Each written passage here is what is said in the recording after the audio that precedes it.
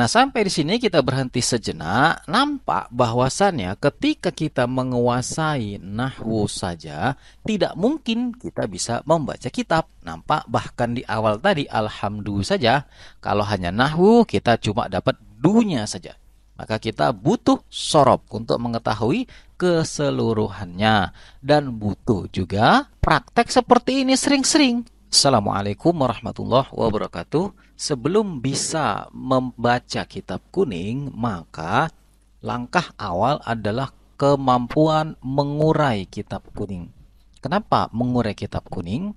Karena di dalam mengurai kitab kuning itu ada semua yang kita pelajari dari nahwu, shorob, kemudian terjemahan perkata, itu kita pakai semua. Sehingga nanti saat membaca kitab kuning dalam arti yang tidak berharokat, kita sudah terbiasa. Nah, disinilah awal dari pelajarannya, yaitu mengurai kitab yang sudah berharokat. Dalam hal ini, saya pakai kitab Qurratul Aini bi Muhimmatiddin atau matannya kitab Fathul Mu'in. Baik, langsung saja kita mulai di sini ya. Qala al-musannifu rahimahullahu ta'ala wa nafa'anallahu bi ulumihi wa bi ulumi masyaikhihi fid dharaini. Amin. Alhamdulillah, alhamdulillah di sini kita mesti tahu, kita mesti bisa mengurainya, sisi nahwunya maupun sisi sorobnya. Kita mulai dari sisi nahwunya, yaitu alhamdu. Ini adalah isim ma'rifah di awal kalimat, berarti dia mubtada. Mubtada dibaca rafa, tanda rafanya dhammah karena isim mufrad. Dapatlah kita baca du.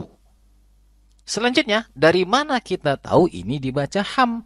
Kenapa enggak dibaca hum, him, hama, himi, humu, dan sebagainya? Kenapa tidak begitu? Nah, itu cerita sorob. Kita mesti tahu hamdu ini sigoh apa. Jawabannya, ini adalah sigoh masdar dari hamida yahmadu hamdan, masdarnya. Dapatlah kita baca dengan ham. Adapun alnya itu adalah al untuk ma'rifah. Adapun terjemahannya adalah segala puji. Kemudian lillahi ini adalah khobar syibhul jumlah. Terjemahannya ialah milik Allah. Alladhi sini kalau secara bahan atau nanti kita sorob itu adalah isim mausul. Adapun posisi dia menjadi na'at dari lafzul jalalah tadi. Terjemahannya yang. Hadana, nanya itu adalah fi mahali nasbin menjadi maf'ulun bih. Nah, di sini sudah ada fi'il fa'il dan maf'ulun bih ya. Jadi pada hadanya di situ ada fa'ilnya, dhamir mustatir jawazan takdirnya huwa yang nanti kembalinya kepada Allah. Jadi hadana ia menunjuki kepada kita, maksudnya ia Allah menunjuki kepada kita. Nah, seperti itu. Ini menjadi silah mausul. Selanjutnya, hada ini nanti secara sorobnya apa? Sigoh apa? Jawabannya adalah sigoh fi'il madhi, yaitu hada yahdi. Adapun terjemahannya, dia menunjuki kepada kami, lihada, jar majrur, terjemahannya bagi ini, maksudnya kitab. Jadi sini Kiai Musonib memuji Allah dulu, di mana Allah itu telah menunjuki kepada kami, katanya, bagi kitab ini, yaitu kitab Qurratul Aini bi Muhimmatiddin, yaitu matanya Fathul Mu'in. Selanjutnya wama dan ma, ini manafi, terjemahannya tiada. Kunna, apa ini kunna? Kunna ini dari kana. Nanti masuklah dia tasrif lughawinya yang seperti ini, kana, kana, kanu. Terus ke bawah hingga ketemu kuntu, kunna. Nah, ini cerita sorobnya. Terjemahannya keadaan kita linah tadia. Nah, ini linya ini disebut lamul juhud, di mana ini aslinya adalah huruf jar. Jadi li ini nih, nah ini huruf jar ini. Nanti di depannya diwajibkan adanya an yang ditakdirkan. Jadi aslinya li an nah tadia. Jadi sejatinya annya itu yang menasobkan fi'il di depannya. Nah, tadi itu bukan li huruf jarnya. Tetapi kalau kita sebut langsung lamul juhud pun boleh juga. Seperti yang saya ajarkan di nahwu level dasar. Tapi kalau yang saya ajarkan di les alfiyah, sudah dijelaskan bahwasanya li-nya itu huruf jar. Kemudian adapun secara posisi yaitu cerita nahwunya, ini jar li dengan an-nahtadiyah tadi adalah fi mahali nasbin menjadi khobar kana tadi. Adapun nahtadiyah cerita sorobnya itu ikut wazan ifta'ala yafta'ilu. Jadilah dia ihtada yah tadi. Nah, si yah tadinya itu ditasrif. Di mana tasrif lugawinya adalah yah tadi, yah tadiyani, yah tadiyuna. Terus ke bawah hingga ketemu ah tadi dan nah tadi. Nah, itulah dia nah tadia gitu. Adapun terjemahannya mendapat tunjuk. Selanjutnya, laula ini adalah makna syarat ya, terjemahannya kalau tiada an hadanallah.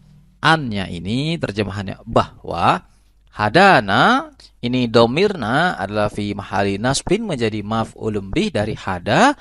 Kemudian terjemahannya menunjuki kepada kita. Adapun hadanya sama dengan hada di atasnya ya, dari hada yahdi. Selanjutnya lafzul jalalah menjadi fa'il, terjemahannya Allah juga. Jadi kalau tiada Allah menunjuki kepada kita, kenapa? Jawab syaratnya mahdhuf kembali ke belakang. Maka keadaan kita tiada mendapat petunjuk gitu. Jadi kalau Allah tidak menunjuki, maka kita takkan dapat petunjuk. Nah, sampai di sini kita berhenti sejenak. Nampak bahwasannya ketika kita menguasai nahwu saja, tidak mungkin kita bisa membaca kitab. Nampak bahkan di awal tadi, alhamdulillah saja, kalau hanya nahwu kita cuma dapat dunya saja. Maka kita butuh sorob untuk mengetahui keseluruhannya. Dan butuh juga praktek seperti ini sering-sering. Biar apa? Biar terbiasa mengurai kitab. Nanti ketika harokat ini dibuang, ketika sudah terbiasa, maka membaca yang tanpa harokat pun insya Allah sudah bisa.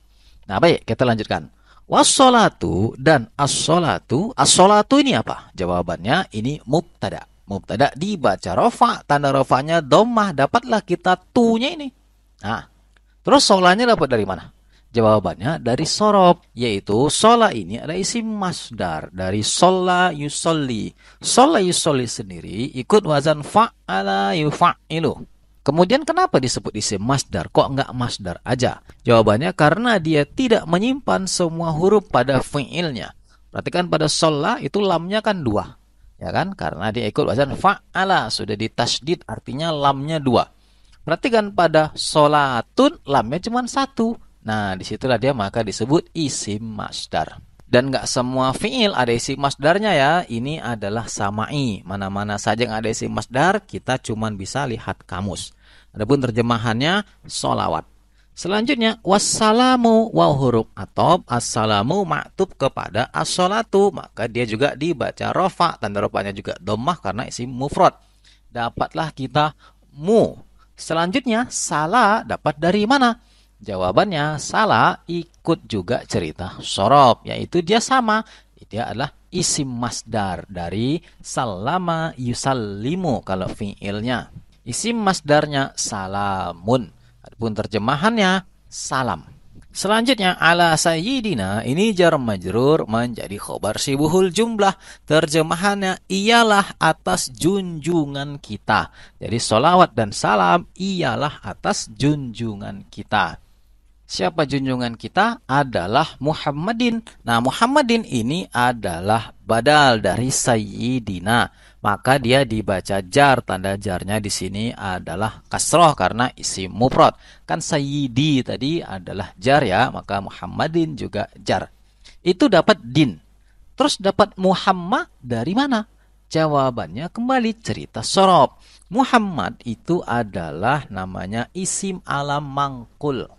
Isim alam yang dinukil atau diambil dari mana? Dari isim maf'ul, yaitu isim maf'ul ikut wazan mufa'alun. Jadi nanti dia fa'ala yufa'alu. Isim maf'ulnya mufa'alun, isim fa'ilnya mufa'ilun. Kalau secara terjemahan letterlik, maka Muhammadin ini artinya adalah orang yang terus dipuji-puji. Maksudnya di sini pujiannya terjadi dalam waktu yang banyak gitu. Lah kok tahu itu terjemahannya? Jawabannya ini dari faedah wazan di dalam kitab Al-Amsilatut Tasrifiyah. Salah satu faedah wazan dari tafa'ala ya tafa'alu adalah liddalalati ala taktsiri, menunjukkan makna banyak. Jadi terjemahannya juga mengikuti faedah wazan tersebut. Bagi yang ingin tahu lebih banyak tentang kitab Al-Amsilatut Tasrifiyah, nah silakan ikut les online yang saya adakan tentang kitab Al-Amsilatut Tasrifiyah ini. Tetapi di sini karena dia isim alam mangkul, sudah jadikan isim alam, maka adalah nama nabi kita, junjungan kita, yaitu Muhammad. Nah gitu. Selanjutnya, Rasuli. Apa Rasuli? Rasuli sama, badal juga, maka dia dibaca li. Kenapa tidak ditanwin seperti Muhammadin? Karena dia mudhof. Nanti di depannya lafzul jalalah mudhofun ilaih. Nah, di sini itu dapat li. Di mana dapat rosu? Jawabannya di sorob, yaitu dia ini adalah isim dari arsala yursilu. Isimnya Rasul. Maka dia dibaca Rasul. Li-nya didapat dari posisi dalam i'rab. Adapun terjemahannya sang utusan Allahi, ini Allah juga. Kemudian wa ala alihi, dan ala ialah atas. Kenapa ada kata-kata ialah juga seperti terjemahan khobar? Karena ini huruf waw atop, di mana ala alihi maktub kepada ala sayyidi tadi.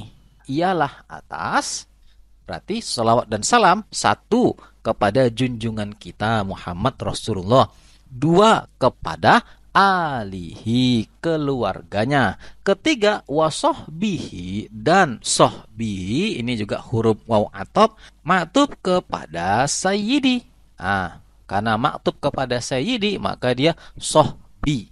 Apa itu sohbi secara sorob? Secara sorob dia ini dari sohiba yashabu fahuwa sohibun, isim fa'ilnya, jamaknya sohbun. Itu dapat bunyi soh. Adapun bi adalah cerita nahwunya. Terjemahannya sahabat-sahabatnya. Nya kembali kepada Muhammad Rasulullah tadi. Jadi sahabat-sahabat dari Rasulullah Muhammad sallallahu alaihi wasallam. Selanjutnya al-faizina. Apa ini al-faizina? Jawabannya ini dari faza yafuzu fahuwa faizun, berarti isim fa'il. Jamaknya faizuna dan faizina. Dua-dua boleh secara nahwu, tetapi lihat nanti posisi dalam i'rab. Dan ini posisinya adalah na'at, berarti dia dibaca jar juga karena man'utnya juga jar, berarti faizina. Terjemahannya yang mereka beruntung. Kemudian biridallahi, bi-nya huruf jar, terjemahannya dengan ridho. Ini adalah masdar dari rodiya yardo, masdarnya ridon waridwanan wa mardotan. Di sini yang ridon ya, terjemahan ridho, dan dia ini mudhaf, lafzul jalalah menjadi mudhafun ilaih, terjemahannya Allah. Kemudian selanjutnya wa ba'du. Wa ba'du di sini apa ini wa ba'du? Wawnya terjemahannya dan, kemudian ba'du. Ba'du ini dzorob. Kalau dzorob seharusnya ba'da ya. Kenapa ini ba'du? Ini karena setiap dzorob wajib mudhof. Mana mudhofun ilaihnya? Mudhofun ilaihnya takdirnya dari di atas, dari alhamdulillahilladzi dan seterusnya hingga biridallahi. Jadi maksudnya wa ba'da ucapan di atas tadi itu, maka dilanjutin nanti. Nah gitu. Nah, ucapan di atas kan tidak ditulis lagi tuh. Jadi wa ba'da titik-titik dihapus. Maka ketika dihapus, tadi kan dzorob wajib mudhof. Ketika mudhofun ilaihnya dihapus, maka si ba'da tadi menjadi mabni dhammah. Berarti dibaca jadi ba'du. Maka du ini punya cerita. Adapun terjemahannya setelah titik-titik, maksudnya setelah ucapan alhamdulillah dan di atasnya ini, ucapan apa lagi Kiai Musonib? Itu nanti akan ada lagi, di mana akan kita baca pada video yang selanjutnya. Untuk video yang ini kita cukupkan sampai di sini. Jika ada yang ingin dipertanyakan, silakan tulis di kolom komentar. Sekian, wallahu a'lam.